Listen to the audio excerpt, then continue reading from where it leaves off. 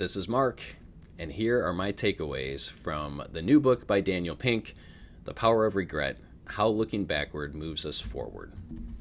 I don't know about you, but I have regrets. Some are regrets about things I've said or done. Others are regrets about things that I didn't say or do. Daniel Pink gets that and starts his book out with this quote by James Baldwin. Though we would like to live without regrets, and sometimes proudly insist that we have none, this is not really possible, if only because we are mortal. Pink argues that regret makes us human, and regret makes us better. I'm inclined to agree with him.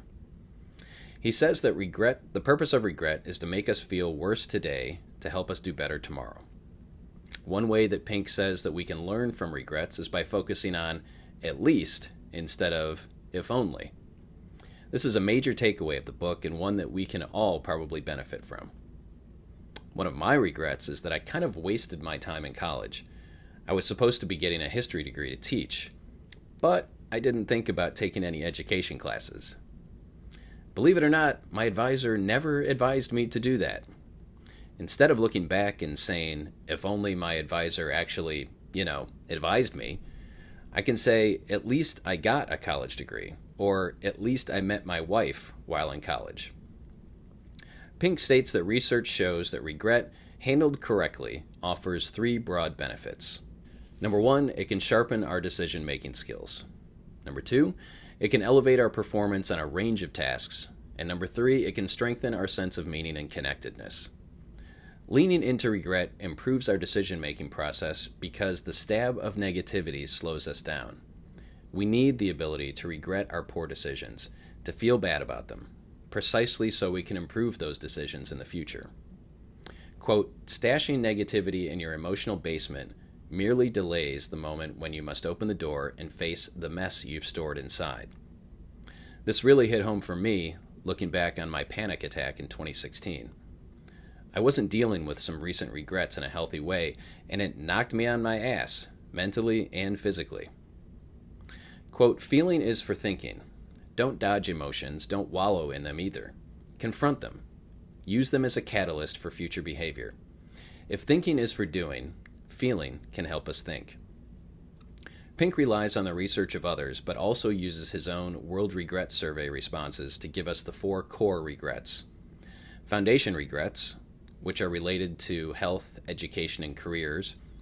Boldness regrets, these are the chances that we didn't take in life.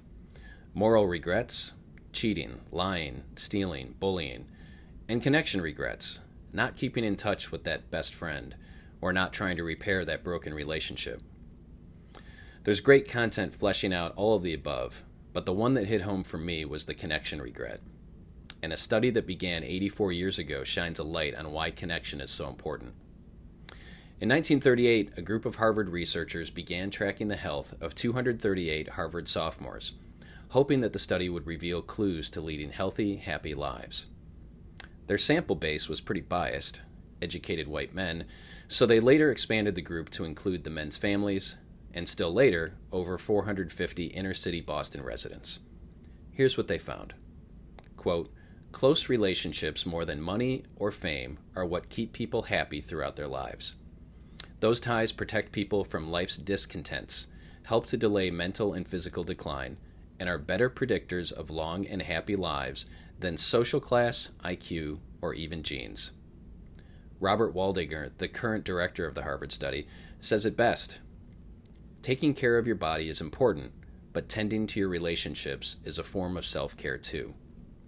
As I inch closer to 50 years old, I find that most of my regrets are about relationships. But it's not too late for me, or you, to do something about those.